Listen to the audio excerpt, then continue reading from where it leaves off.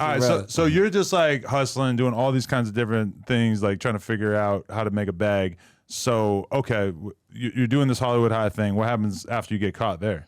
Okay, so I do 7 months in camp. So I got to catch up now because I didn't promise my grandmother. My grandmother raised me, and I promised my grandmother I'm going to graduate on time. So I had to end up getting out, going to a continuation school and catching up so I can graduate on time. You feel what I'm saying? So that's when I start. That's when you're selling dub sacks. Now I'm just a dub sack dude. You feel what I'm saying? But I'm selling dub sacks. I'm staying in the Blues at this time. So the Blues is in the 60s. It's in on West Boulevard in Hyde Park. You feel what I'm saying? So this is when everything. Shout out to the Blues. You feel what I'm saying? So making out the Blues and during this time is Penny Pinchers is next door. You're gonna have to, if you want your sack and you want your money in your pocket, I mean, you're going to have to, they're going to try you. You feel what I'm saying? So you're going to have to let them know that I'm not just getting my sack taken. You feel what I'm saying? So this helped out my West Side name. You feel what I'm saying? Because I'm just coming from the West Side, from the East Side. So you're going to have to lay your mark in and let people know that, you know, I'm over here. I'm trying to get some money too, and I'm trying to be cool. Man. My boy Dollar, that's my guy. That's my guy. Dollar, man. You know what I'm saying? That's my guy, and Scoob and the rest of the guys. Man, shout out Scoob, man. You know, free Scoob too. Free Scoob, cuz nigga like. So you know, you start doing that and you start grinding. And at that time, now it's time to be fly. It's the bling bling era. So now I can't afford a Rolex at this present time. You feel what I'm saying? So now we're running out with Rolex. You know, I hit Arlington and Jefferson downtown. You feel what I'm saying? Like, you know, this was legendary shit in the hood. For the fans that's watching that don't know, so you said you couldn't afford a Rolex. So at that time. So you hit Arlington and Jefferson. What's that, a pawn shop? That's the West Side Pine Loan. Okay. And then my boy Speedy, you feel what I'm saying? You know what I mean? Like, shout out Free Speedy too, but I'm saying, like, you know, that was back in them days. You feel what I'm saying? So did you? This was you got caught for all of this, right? I didn't got caught. I did the time. I got the paperwork for all this type of stuff. You know what I mean? Anything that I'm speaking on, this is already. No. So what I'm saying is, you hit multiple.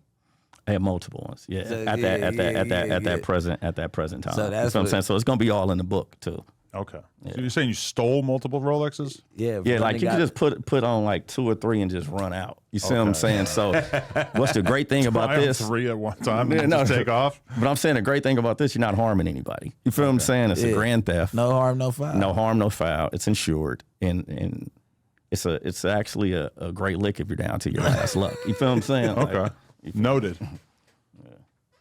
No, but people always try to put that insurance shit on you. In general, though, whenever your shit gets broken into or whatever, people be like, you got insurance. Yeah. A lot of times the insurance is not really insuring you for the true value of the shit that got took. And they don't.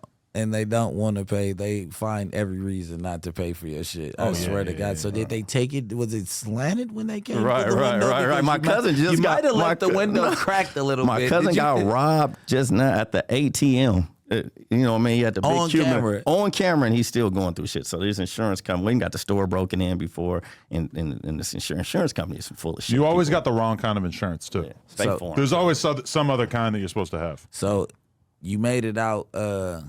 You made it out of all of this stuff, and your affiliation. You never really had to get put on to no hoods, right? I never had to really get put on. You feel what I'm saying? To get accepted. You feel what I'm saying? But I still got the acceptance from the hood. Yeah. But I didn't have to physically get courted on. You feel what I'm saying? After you get caught with these Rolexes, you go to prison. Now this big boy, how'd you get caught with the Rolexes? You just take off running and what? A cop grabs you? The main one that I got caught in, that was the bullshit. I left my rental car there in the middle of the street, and then Free Spider Loke. Not the rapper's brother, Big Spider Loke. Oh, wow. He had another car, and I jumped in his car and I ducked off. You feel what I'm saying? And we still got away, but I left the fucking car on the scene. And so they made a big deal because the owner from the place jumped in the car, so they tried to say it was kidnap robbery. You see what I'm saying? Too free my boy Cowboy. Even though he jumped into it himself. Yeah, he jumped in the car himself. That's what got it dropped down to grand theft. You feel what I'm saying? So he jumped in the car and tried to chase after you in your own car. Because what happened was this is when the platinum chains just came out. So the chain was like 25 bands at this time. At that time, that was a lot to spend on a chain. You know, nowadays people are spending more. But at this present time, he came and ripped the chain off, socked me, ripped my shirt off, and that's how I ended up getting away with the 2 Rolexes. I ended up selling one to like a Big Herb from Main Street to bail my boy out, and kept the other one. Wow. Okay. And so, but you got caught And so you get locked up for this situation as well, or what happens with this? No, so now it's the state. So now I'm doing the checks. After that, I'm doing I end up actually doing the time on house arrest. And so, like in my book, I'm making sure that I have all the actual. When you get your PSI in the feds, you have every date of each arrest. So you have each and the arrest. PSI is the paperwork. Right, that's your pre-sentencing report of every arrest and everything that you've ever been through in your life, right? So that's probably where 1090J gets all his like information from. So you get the PSI report, and so now I put that on each of the books so everyone can see when they look into my eyes, the story, they're going to be able to see that all the things I'm telling them is official because I'm going to have the dates and times of each arrest. What was your sickest run out though? Before we, I would still say the reason why Arlington and Jefferson, and that's called West Side Loan, is probably the biggest because it's like everyone's scared of West Side Loan. They got the guy at the gun with the door. The people that work there have guns behind the counter.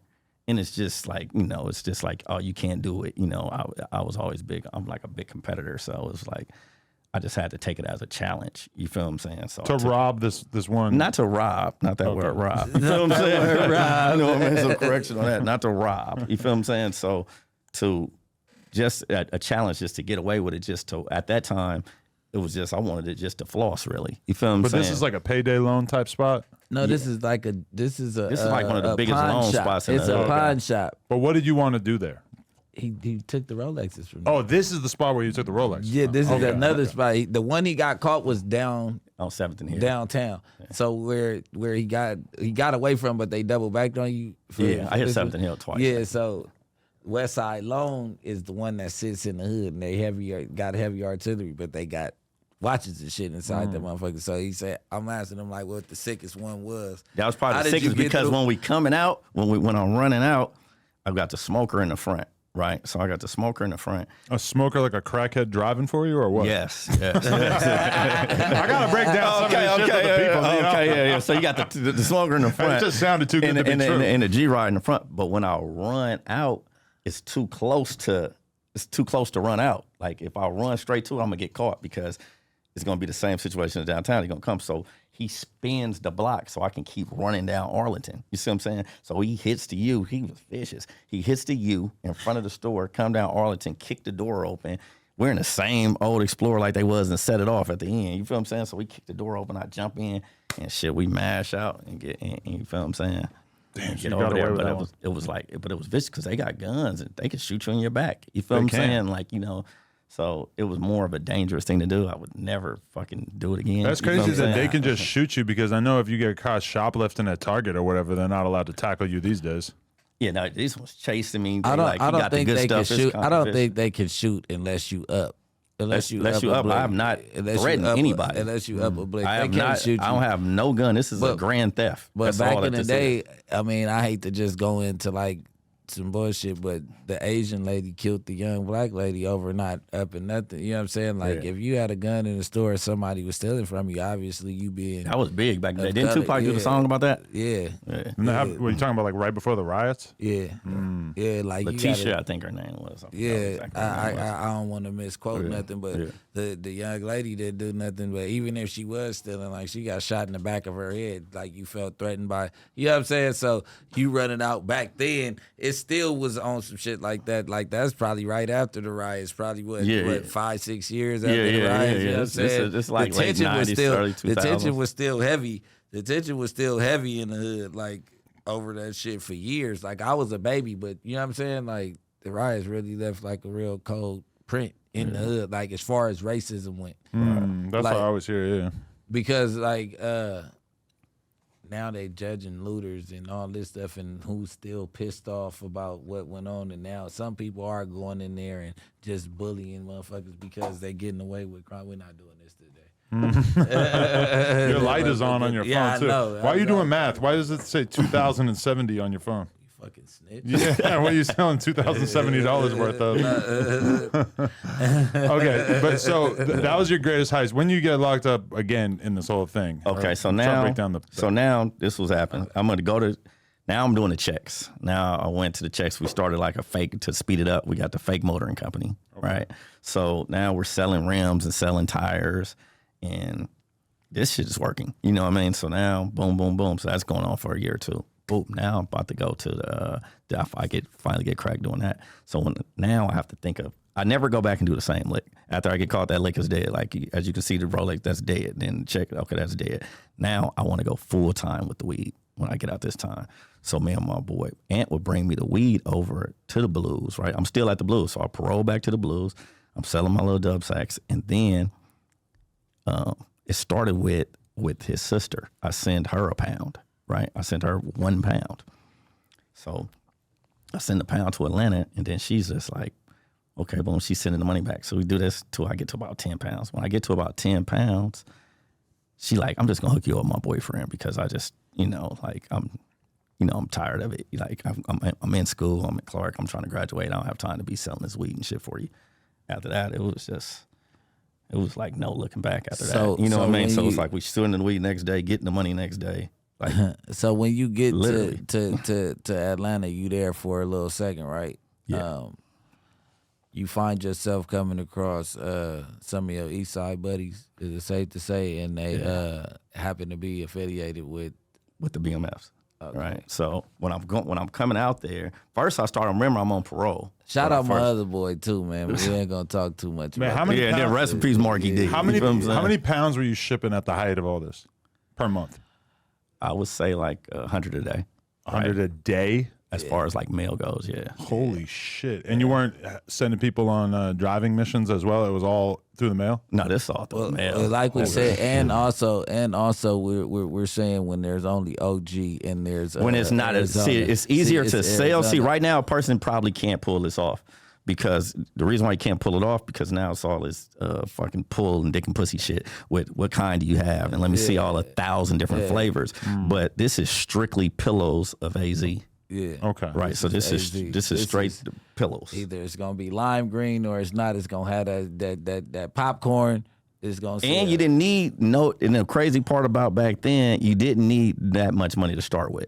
Like, say if you got you a 10-pack for $6,000, right? $600 a pound. $600 a pound, right? It's going to be gone as soon as it touches. So you only originally needed $6,000 because the money is going to come back the next day. He might have sold my first 10-pack for me. You feel what I'm saying?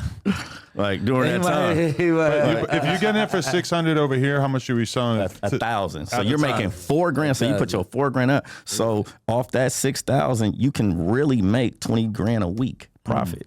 Yeah.